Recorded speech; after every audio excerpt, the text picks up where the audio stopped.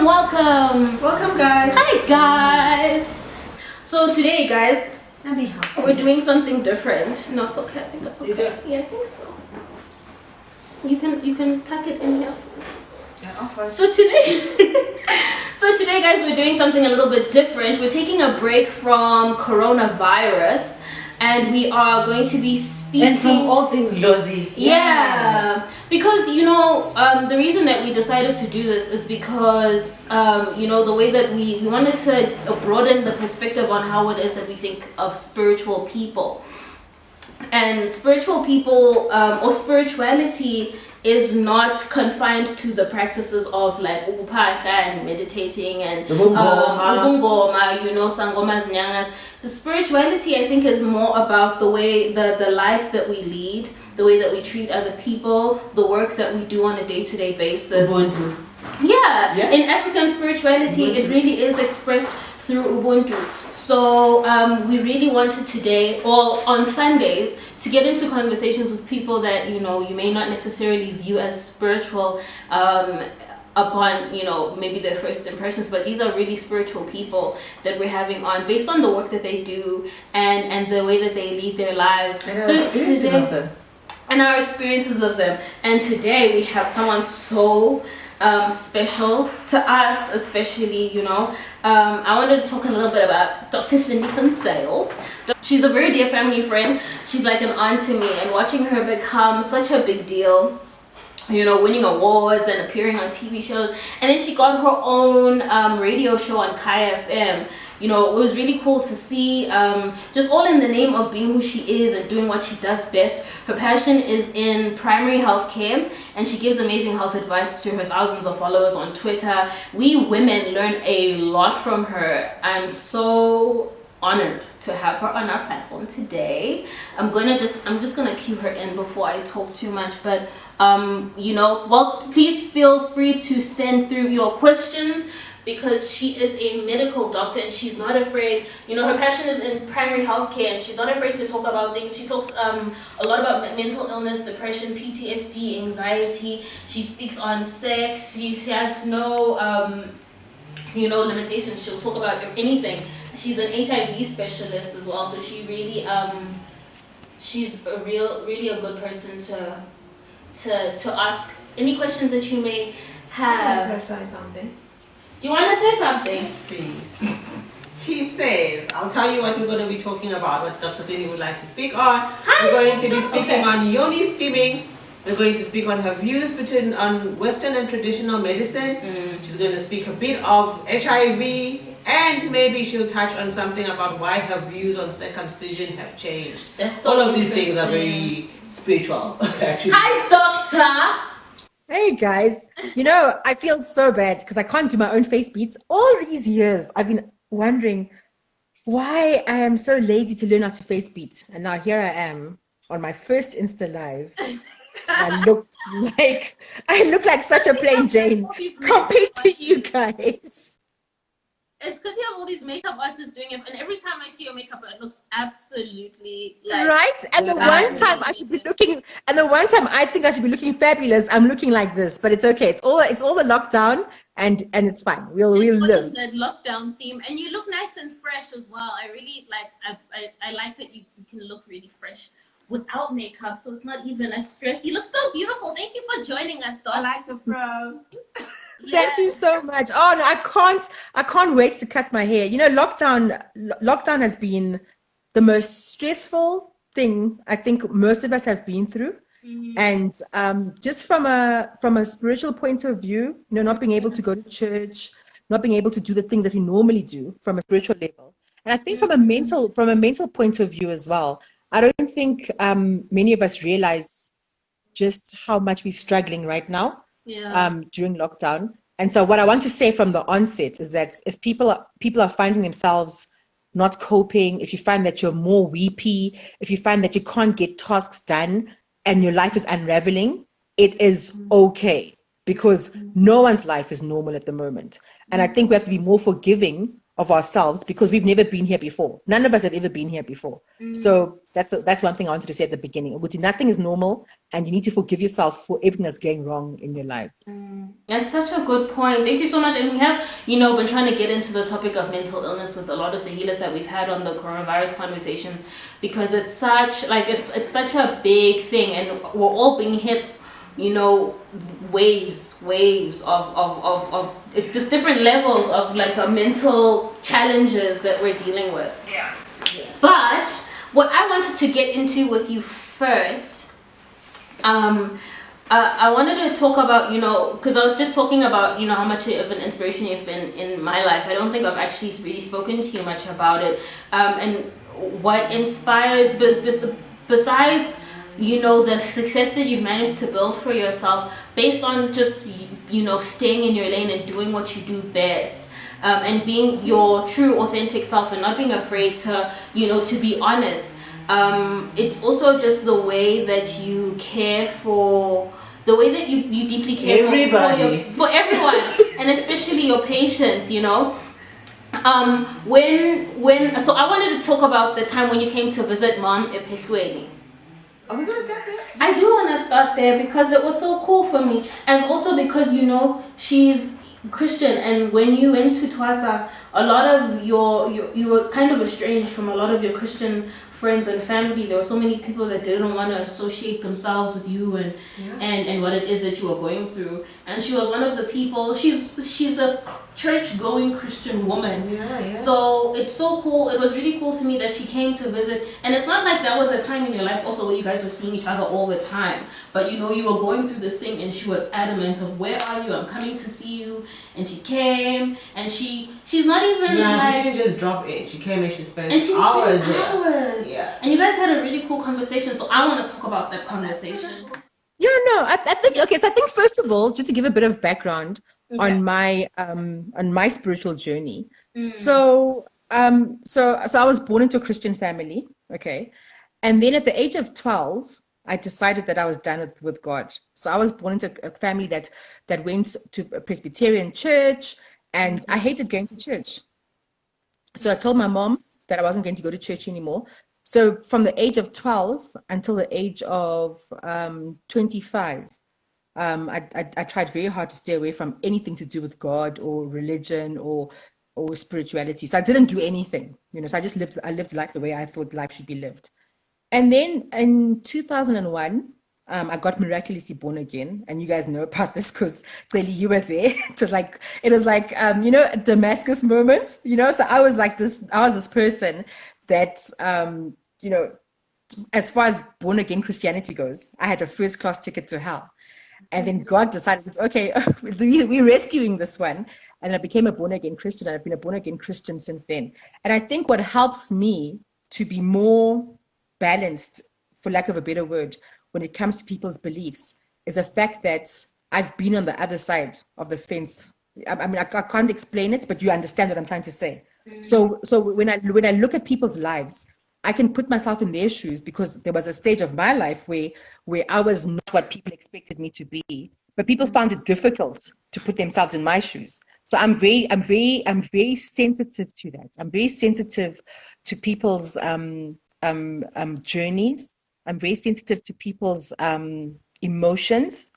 And I think this is why I'm a good doctor, because for me, it's not just about let's heal the person and let the person leave my room. I want to know, Wuti, spiritually you're okay. Whatever your beliefs are you okay inside? Because for a long time, I wasn't okay inside, and nobody cared. All I ever got told by my Christian friends was that I had a first class ticket to hell. No one ever stopped to ask me why I stopped believing in God, and why I hated God so much, and why I hated things like church and so on. But everyone was just happy to tell me that I was going to hell, and I'd be there waiting with drinks for everyone, welcoming drinks for everybody. So that shaped the person that I am today. And even if I don't necessarily believe in something, I'm more than willing to sit down and talk through it and understand what you are going through as a human being. That's so cool. That's so cool. It actually really is not even about not believing in God anymore. You actually, in that time where you are awakening, I'm going to use the word that is used, Awakening. That's what they use. It's Yeah. called awakening. Yeah. Where you are actually coming into yourself and you are questioning everything that you've ever been taught, and it's now becoming about you and about you yourself, what you believe in and what spirit is leading you towards. It's not that you stop believing in God. It's a shift in the way that you see God. I think that is what it is. In your understanding of God, that now your understanding of God is not informed by what other people are telling you or what you have been taught or what you have grown up being fed. It becomes about you and the God that you find, because then it becomes a very personal relationship. Welcome back. Welcome back. Oh, shame, guys. This is one of my patients. They're not feeling well, so I said they must go to casualty. Oh, gosh. Okay. Oh my God. But you're always the first person to say that. You always say that. Go to the doctor. If I call you about anything, have you gone to see your doctor? Or send him to casualty first. But clearly, you know why. You know why that you know, and I'm going to be very honest about this. Is that when the whole thing of consulting doctors online started, when I joined Twitter in 2011, there weren't that many doctors that were doing this, right? So I kind of started something that wasn't really happening, and it's grown over the years. And the HPCSA and the people that regulate what doctors do, they had to play catch up very quickly and then come up with rules and regulations to make sure that everyone acts within, you know, certain parameters, and it's understandable. So because of the rules and regulations that have come through, I've had to change the way I do stuff. Because in 2011, you guys know, I would be on the timeline telling people what to take and do this and do that. But we've had to change that. And this is why I have to say to people, go to casualty, go and consult. You won't find me on the timeline now talking medication unless it's something you can buy over the counter. So I'm very careful about the way that I tweet, and that's because of the regulations that changed. Otherwise, remember 2011, I mean, please, whatever you ask, I'll be like, yeah, take this, take that, don't take grandpa, do this. Yeah, and go to the pharmacy, give me the fax number, I'll fax the prescription through. They love you for that. People really love you for that, because then they just more want limited. It's more limited now, but it still helps. I mean, I still help where I can. And I think another thing that people don't know about the work that I do on social media, because people always ask me if I charge for what I do, if I charged people for the advice I give on social media, I'd be driving a Mercedes Benz. I was going to say that. I'd have all the Louis Vuitton bags under the sun. But the reason why I don't charge is because when I started in 2011, and you know, when I look back now, when I put everything together, you know, I think by 2012 I was already slipping into depression, and by 2013 my depression was there. It had landed. And the thing that kept me alive, the thing that kept me from killing myself, because one of the things about depression is that you hear these voices, and these voices keep telling you that you're better off dead, right? So anyone that's been through deep depression might relate to what I'm saying. So these voices come and they keep on going around in circles in your head, and they're telling you that you must die. Yeah, don't you want to rest, Cindy? Don't you want to rest? Yes, you know, there's no point in being alive. You know, your kids have got a dad. You're a useless mom. You're a useless doctor. There's no need for you to be alive. So the thing that kept me alive was the fact that between 2012 and 2014, there were a lot of pregnant mothers who were HIV positive who needed advice from me. So I had established myself as the go-to doctor for the prevention of mother-to-child transmission. So I'd get emails from all over the world. And so whenever I was in my bed contemplating suicide and really trying to figure out why I was still alive, my phone, I'd get a notification on my phone. And I'd look on the phone and it'd be some mom asking for advice. And then I'd respond to her. And then finally I'd let that go. And it carried on and carried on. And when I look back now, I realized, oh my gosh, those mommies were used to keep me going, because I figured, okay, if I can't be alive for my husband, if I can't be alive for my kids, you know, at least let me stay alive for these women whose babies must be born HIV negative. And so social media saved my life. Wow. That is what social media did for me at a time when nothing made sense, because, you know, after the depression and the admission in hospital, my mom passed away. And that was devastating. So yeah. Remember that That's song? so crazy. And that's such a, also there's, most of the talk around social media is how toxic it can be and how much it can steal time from, the time that you'd spend with your family or the time you spend doing things that you love. And we don't actually look at that it's got the potential to do something like that because it connects you with people. It does. It definitely does. I mean, if you look at the work that you and your mother are doing, I mean, think about the access that we now have to Abokoko on social media. It is beautiful. It is beautiful to watch you guys as a community. It's beautiful to learn things about Ubungoma and so on from social media. When were we ever going to have such access and proximity to Abokoko? Let's be honest about this. I mean, a lot of the stuff that you guys do is not secretive is not the right word, but it's protected. But here we are, you guys are young, you guys are funky, and you guys are making Ubgoma accessible in the same way that I think I made medicine accessible to the everyday person. And with accessibility comes knowledge, and with knowledge comes the power to make the right decisions for your life. The challenge in making it accessible, though, is taking away from the sacredness. The older sangomas have. I'm an old sangoma. I just look young, but the older sangoma, the older sangomas do not really appreciate what is happening in the space. They have very little appreciation for it, and I happen to be in the middle because I am very cognizant of the fact of the things that can be shared and things that should not be shared based on sacredness, because that's the challenge that we are finding in the space. That is where we might disagree. So here's the thing, Celi. So here's I'm going to be very rude about this, right? And it's as simple as this: you either adapt or die. It's as simple as that. I mean, we look at medicine. I think in medicine at the moment, there's a generation of older doctors, right, who are so set in their ways. There's no reason why you should get out of your house, get into your car, and drive to my practice to consult with me. When I have WhatsApp, I can do an Instagram live with you. I could Skype you. There's no reason for you to leave the comfort of your home, come to my practice. But the older doctors are not there yet, and it's okay because everything comes to an end. And so I can't wait for my generation of doctors to revolutionize medicine. And we are going to do it because everything does come to an end, right? So in your case, your generation of Abokoko, you are the guys that are going to take this to another level, right? Where people can consult over Skype and people can consult with you guys over whatever medium that they feel is more convenient. But we're not going to be stuck in old ways because of a bunch of people, not chance. It's not going to happen. And a COVID-19 for me is almost like a blessing in disguise, because guess what?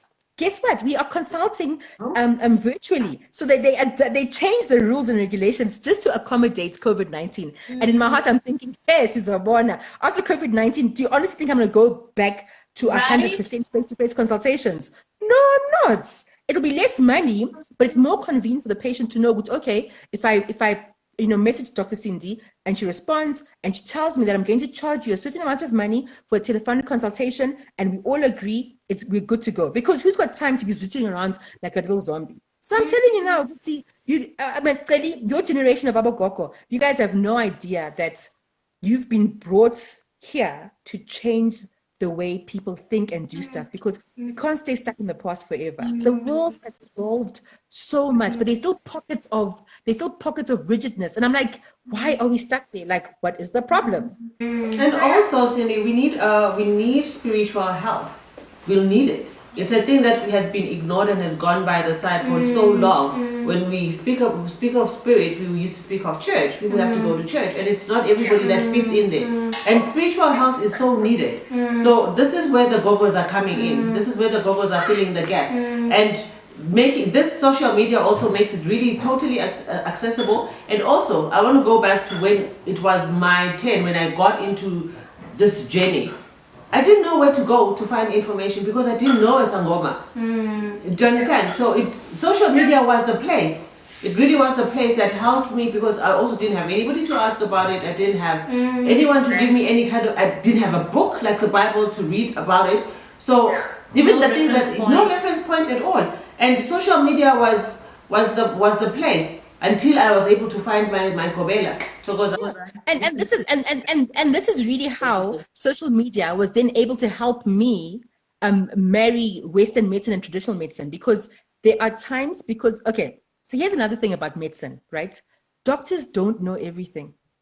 We don't have all the answers. So if I had a patient and I've done everything, I've checked for HIV, the patient's HIV negative, I've done this, I've done that, I have done everything, and this patient is still not okay, am I going to let that person go out without an answer? No, I thought to myself, okay, this must be spiritual, right? And I asked the patient, are you a churchgoer? Yes or no? Or do you believe in traditional medicine? Yes or no? And then depending on what the patient answers, I'm then able to refer them. So social media was fantastic in that I was able to also identify abogoko that I could then reach out to and say, listen, if I have a patient that needs help, further help, can I refer them to you? Right? And I've done that on more than one occasion. I have 3 gokos I refer people to, because there comes a time when Western medicine cannot answer the problem in front of you. It's just a fact. In the same way that we will get a patient in your Dumba where we also have to be honest as Abogokos. We'll get a patient who we need to refer to the doctors. That's the very same way. And then you also want to be able to tick off the boxes and see, okay, and you know that, okay, fine, this is highly spiritual. This I can sort out with this muti and this muti. But this, let's go get the biology of this thing done, send this person off to a doctor. Exactly. So it's the collaboration. And so the other thing as well is that what you want to have as a medical doctor or a goko is that you want your patient to be open enough to tell you everything. So a patient should be able to say to you, Goko Tleli, I'm on HIV treatment, I'm on high blood pressure medication, and this is what else I'm on. And then you can sit down and think and look at all the medication that you have and see if there are any drug interactions. Because what do we want at the end of the day? We want people who are physically healthy and spiritually healthy. But if I'm going to give medication that clashes with what you're giving, and the patient doesn't tell me they're on anything because they're so afraid of what I'm going to say, who have I benefited or who have I helped by being draconian with my views? Because ultimately what do we want? We want healthy people. But if it's known, we see, oh my gosh, Dr. Sindi is so against traditional medicine, don't even bother telling her. Patients lie, right? And they take your medicine, they take my medicine, things clash and people's kidneys are crashing and all sorts of things. And we don't want that. And I think this is what I'm hoping that, you know, as we continue evolving in the field of medicine, a softness, even more softness than what we're seeing now, comes into the fraternity, where doctors are able to look at people and look beyond just, oh, there's this human being that needs help. Just look a little behind what's in front of you. Yeah. And also, I want to speak of how now a lot of people are being called, it's educated people that are being called. Back then it was like Dangoma are people that have not gone to school, or Ilozi will not let them go to school, they get taken out of school and get taken out of the education system. Ilozi now is actually making sure that the people, a lot of us are getting caught after we've gotten our degrees, or you will still be able to pursue your degree. There are doctors, there are people that are studying medicine now. I have a patient, for instance, who's a medical doctor who comes here. She's being called, she has a calling, you know. So also, it's a time where the collaboration needs to happen. We need to look at our patient holistically, like you're saying. It's not just HIV or this is what. Also, there's ways to look at the HIV. Look at the HIV biologically, scientifically, and also look at the spiritual aspect of it. We have a comment. Okay, I'm gonna go through some of the comments from the viewers. At in clicks says, I'm a physio and have started integrating spiritual counseling to my clients because most of them are not physically sick but have spiritual disease. That's so interesting. And the thing is, and so spiritual sickness manifests in body pain, right? I mean, when I was depressed, when my spirit was at its lowest, everything was sore. Everything.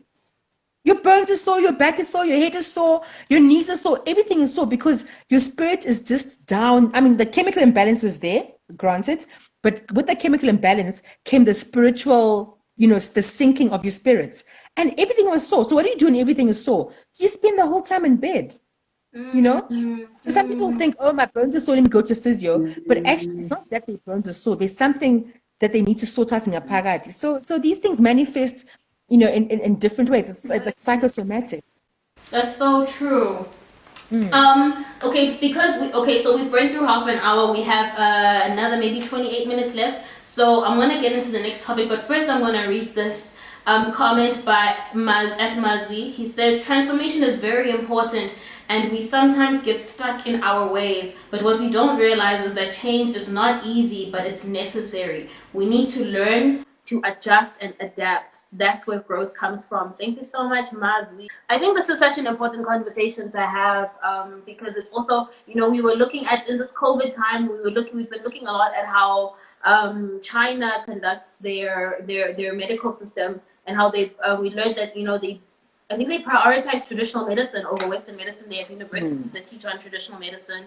And a large part of their recovery from the coronavirus is largely attributed to their use of traditional medicine and how they are not, there's no one versus the other. They look at the collaboration between the two.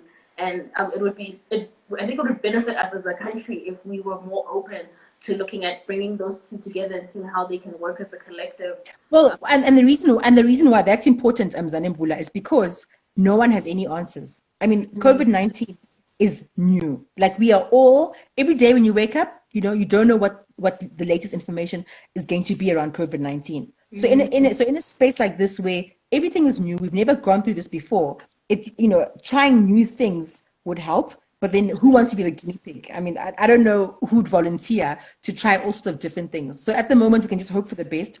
But yeah, in a space of newness, no one has the right answers. And really, no one has the answers. Let me tell you about trying new things and being a guinea pig. It's so much easier and better to be a guinea pig using natural medicines, using muti, using barks, using the plants, using the roots.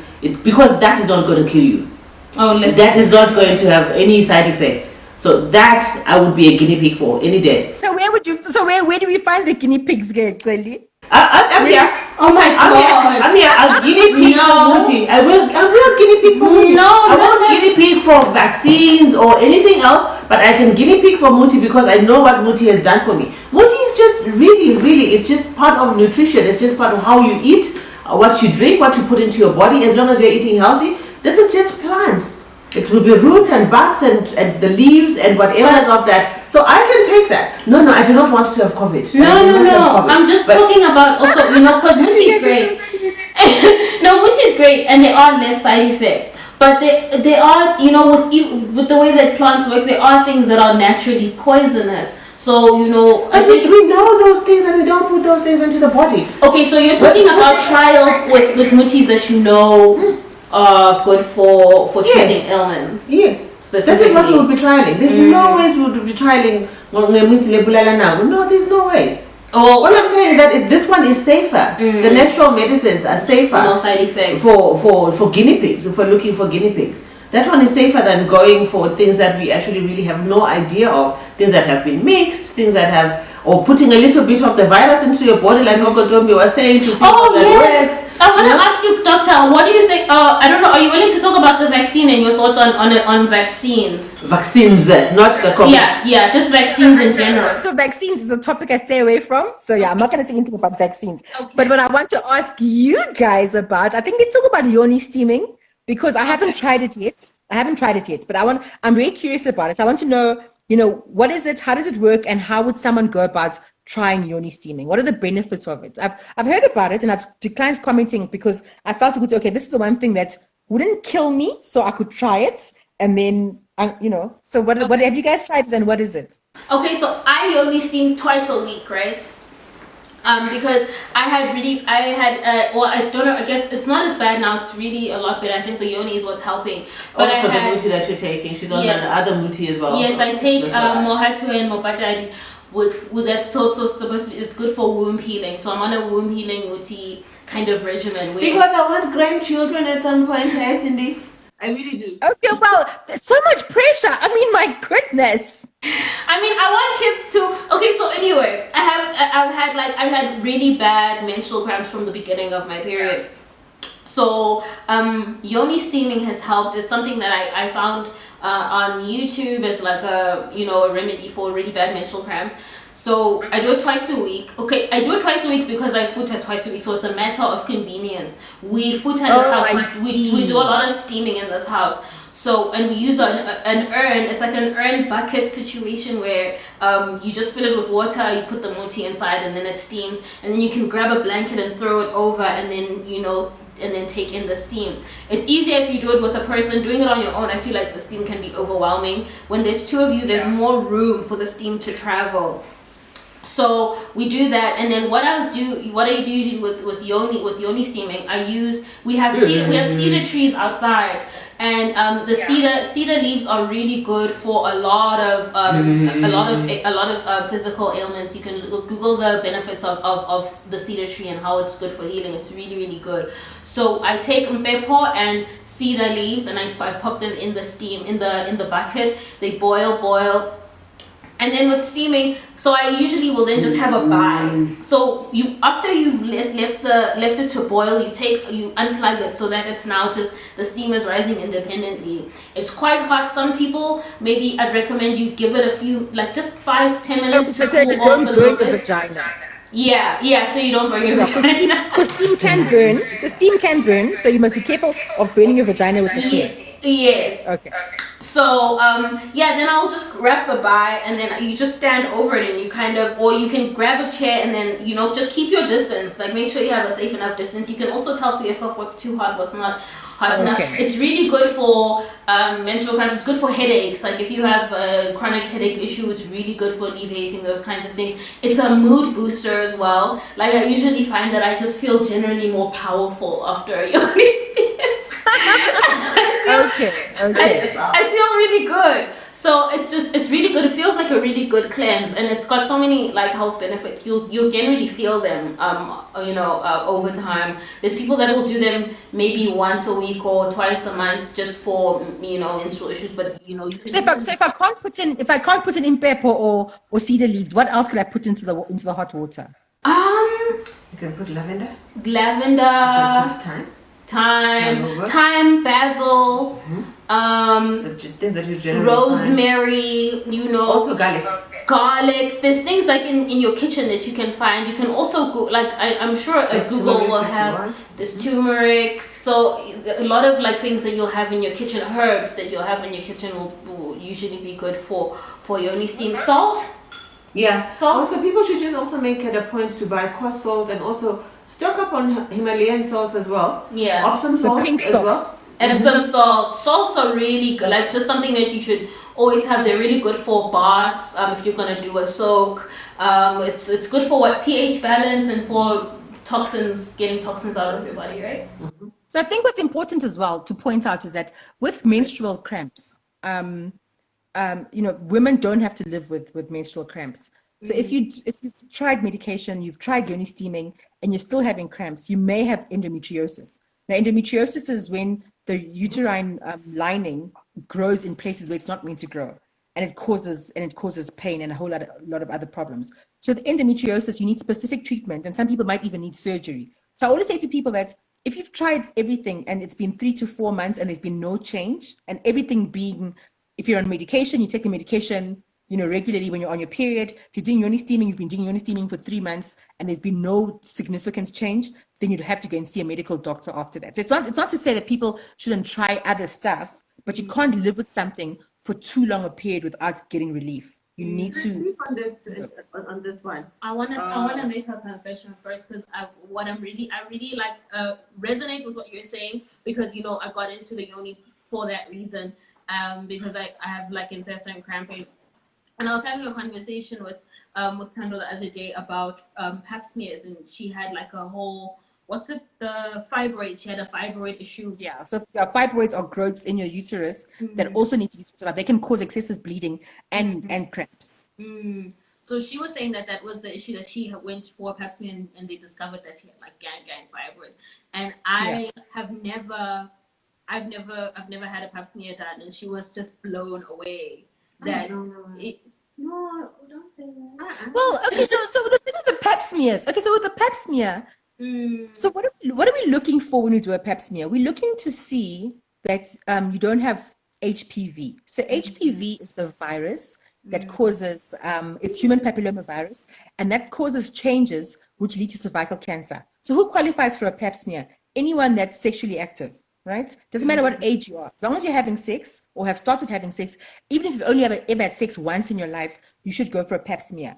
The challenge with pap smears is that the traditional method of doing them is quite invasive. It's uncomfortable. You lie on your back, you open your legs wide open. The doctor or nurse puts a speculum in your vagina, and they swab, and they send samples of your cervix lining to the lab. But now we've changed because we realize, okay, we live in a country where the number one killer of Black women is cervical cancer. And why are they dying? Because they're not going for pap smears. And why don't they go for pap smears? Because it's embarrassing and uncomfortable. So now we have swabs. So you either get a tampon or you get a swab. You go to the bathroom, you swab yourself. It's like you swab. It's like a very thin, long cotton bud. You swab yourself, you bring it back to me, and I send it to the lab. And what we want to see is if you have HPV or not, because there's different types of HPV. So some types cause genital warts, some types cause the changes that lead to cancer. So we want to see which type of HPV you have, if you have it, and then take the appropriate action. So that message needs to get out that, especially in the private sector, it's not so invasive anymore, because that really was the biggest deterrent in women. Because women talk. So you'll go for your pap smear, and it's uncomfortable. Maybe the doctor was a bit rough, and you tell your friend, "Oh, Chomi, please don't go there because it's painful." And then word goes around, and eventually no one's going for pap smears. So we need to make sure that people understand why it's important, because cervical cancer is preventable. It's one of those conditions that no one needs to die from it. If caught early, we can help you. So it's important for people to know that. Thank you so much. I think that's really I'm gonna edit this. The So and before I forget, okay. So that's the evolution of knowledge as far as cervical cancer goes. That we don't have to always do a pap smear with a speculum. So this morning I saw a tweet. Someone was tweeting about how she let us down, and she gave a blowjob to a man that was not circumcised. And this issue of blowjobs and being uncircumcised comes up every year, every 6 months. There's something on the timeline, and Black Twitter unravels because it's a case of circumcised versus uncircumcised, and how do you suck a dick that's not circumcised? And it's always just so messy. Sucking dick. So it's fine. Let's keep going. So the first thing about this issue around sucking uncircumcised penises seems to revolve around cleanliness and hygiene, right? And what I need to say is that most men, the majority of men, whether they're circumcised or not, will wash their penises at least once a day. So if you're circumcised, the difference is that you have to roll the foreskin back to get underneath the foreskin to wash whatever needs to be washed. It's not that you're harboring more germs than everyone else, right? So cleanliness seems to be the big issue. So if you're not circumcised, what do we expect you to do? We expect you at least once a day to roll back your foreskin, give your penis a little rub with water, and then we're happy. We're good to go, right? Yeah, and if you are circumcised, same thing. Just wash your penis with water and we're good to go. So whenever such issues come up on the timeline, I think my problem is around the misinformation and, of course, the shaming around men that are not circumcised, right? Most kids were circumcised against their will. So if you think about it, people that are born into a culture where you get circumcised at 3 days or 8 days after birth, or you get circumcised at the age of 13 or 14, you know nothing else.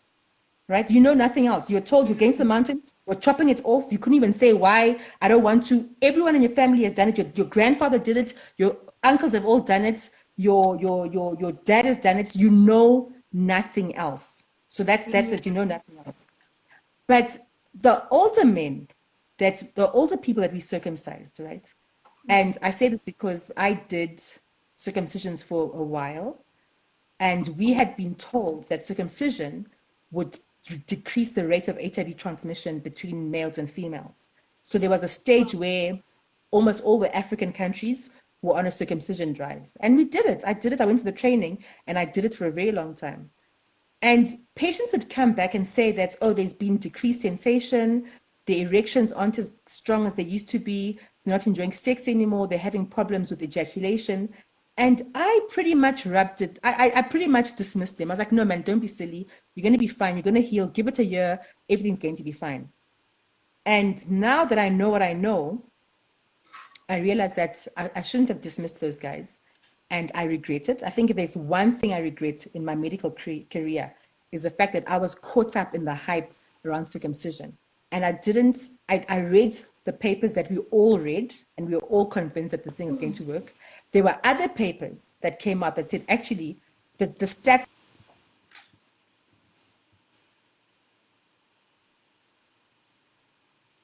Oh no. Okay, so we've lost Doc for.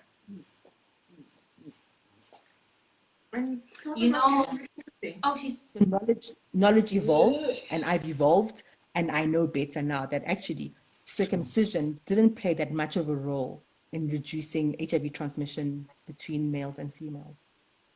That's so crazy. You know, it's trial and error. You also, you're also learning as you go, and that does really, it kind of highlights the point that you were making earlier, that doctors don't know everything, and also spiritual healers, traditional healers don't know everything.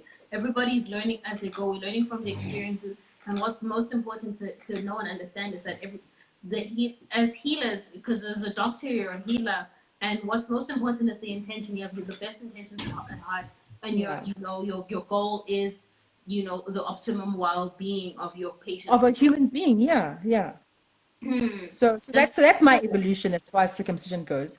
And I tweeted it this morning, and I stand by my word, Uguti. We knew what we were told, and now I know better. And if I could sew back all those foreskins, I would, but unfortunately I can't, and it is what it is. Man, but at least now that's the best. And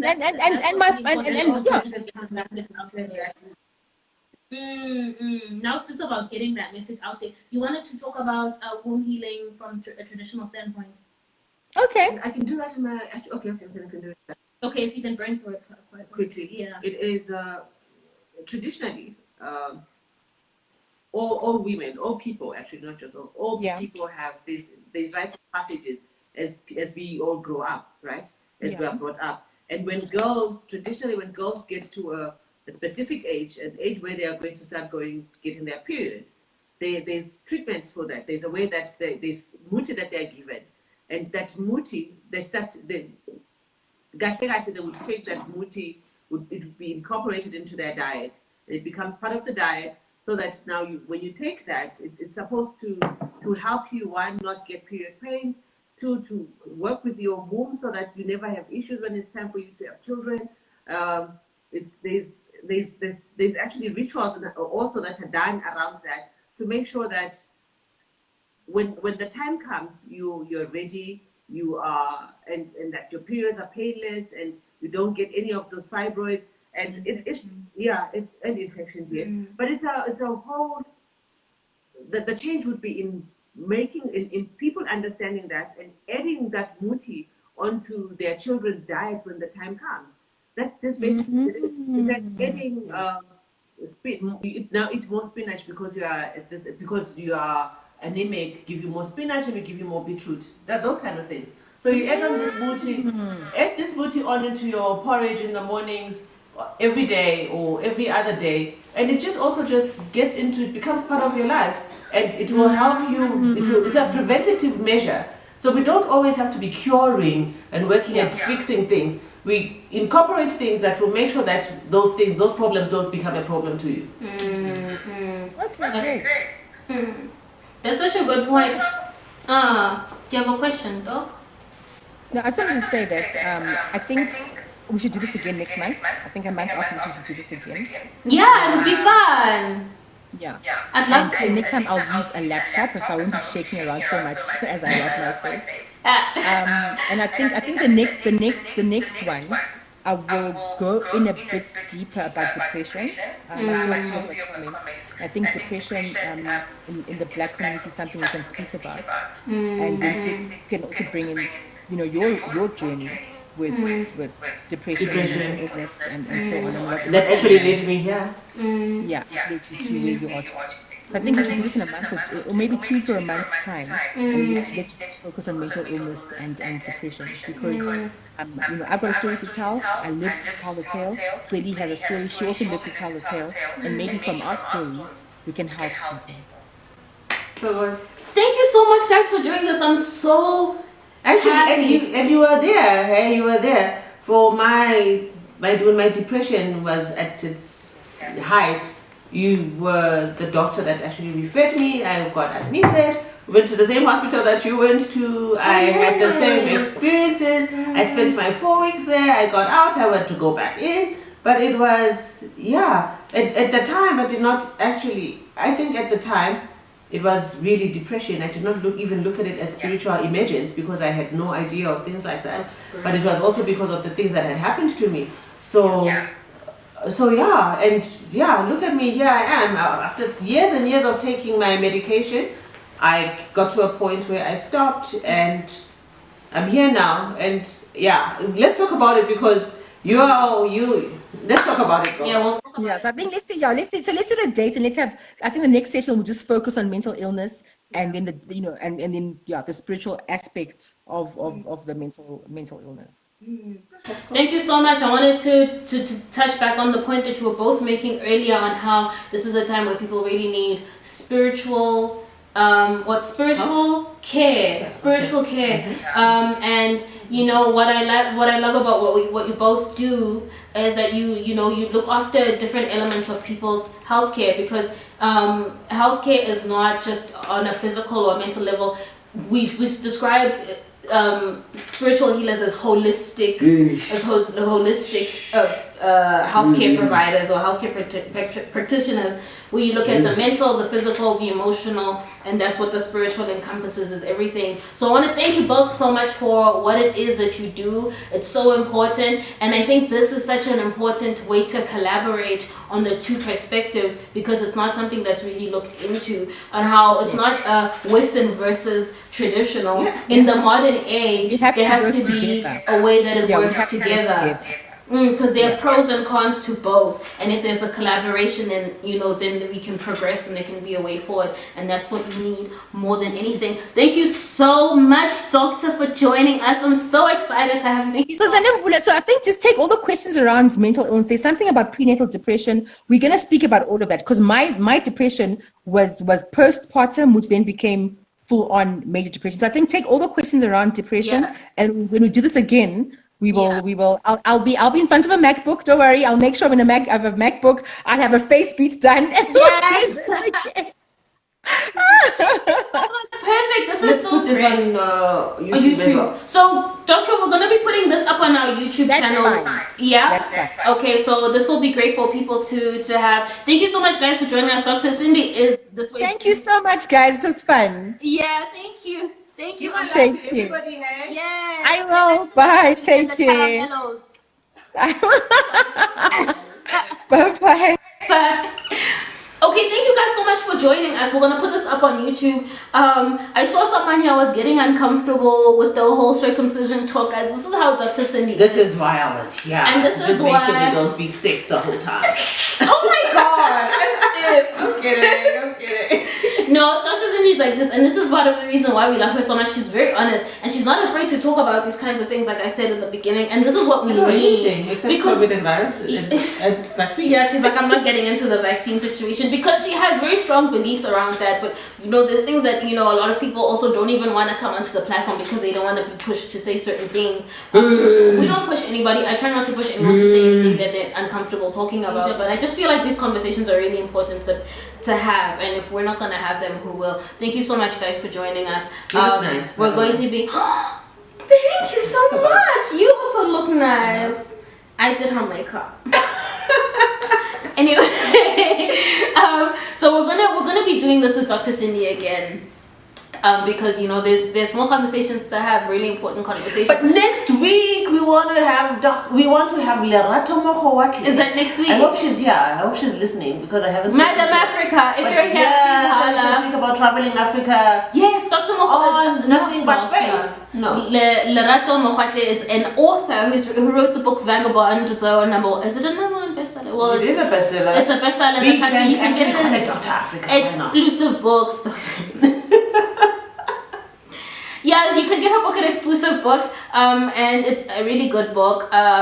We're gonna have her on, I think, next week. There's other guests that I can't mention now because I'm still yet to invite them, but they will be on, and I'm really excited to have them, friends and just people that really inspire us. I like how you speak about inviting people when you never, ever. Yeah, do. she invites the people because I don't like to talk on the phone.